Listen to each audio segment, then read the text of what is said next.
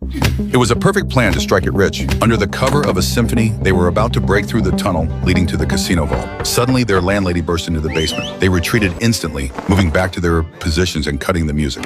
Not a single trace was left behind. That's okay. Don't stop on account of me. The music-loving landlady brought them some pastries. Once she left, they resumed digging, packing the dirt into trash bags, and tossing them into the garbage barges, passing under the bridge at night, leaving zero evidence. But then, a massive boulder blocked their path. The leader pulled out a makeshift C4 explosive, but the blast would be loud. The professor was tasked with distracting the landlady by sending her to a concert. However, as soon as she got into the taxi, something went wrong in the basement. Hit it with a hammer.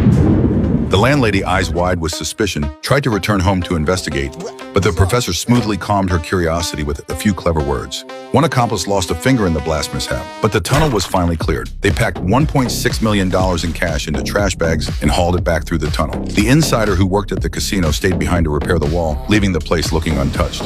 Now, with the tunnel set to be demolished, the plan was nearing its perfect end, but the timer on the explosives failed to go off. One man crawled back into the tunnel and found the clock jammed. Just as he tried to fix it, the countdown resumed. He scrambled to escape, but he was 1 second too slow.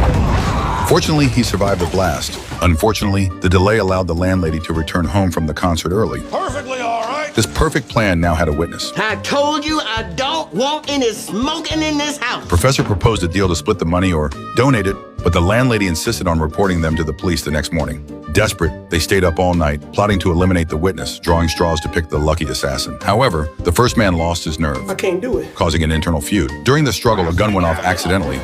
One member down. While the professor distracted the landlady, the others hauled the body out and tossed it onto a passing garbage barge. When they returned, the money was gone. General! One of them had tried to embezzle the loot. The remaining crew caught the traitor and threw him onto the barge as well. Now only 3 remain. The next man picked for the hit sneaked into the landlady's bedroom. Terrified the smell of smoke would wake her, he tucked his lit cigarette inside his mouth. Suddenly, the clock chimed. He gasped in shock, and the cigarette fell down his throat. Reaching for a water glass, he realized too late it contained the landlady's dentures. In the panic, he slipped down the stairs. Another member down. The last 2 survivors tossed him onto the barge. The professor pulled a gun and ordered the last remaining man to finish the job, but he refused. The man aimed his own gun at the professor and pulled the trigger.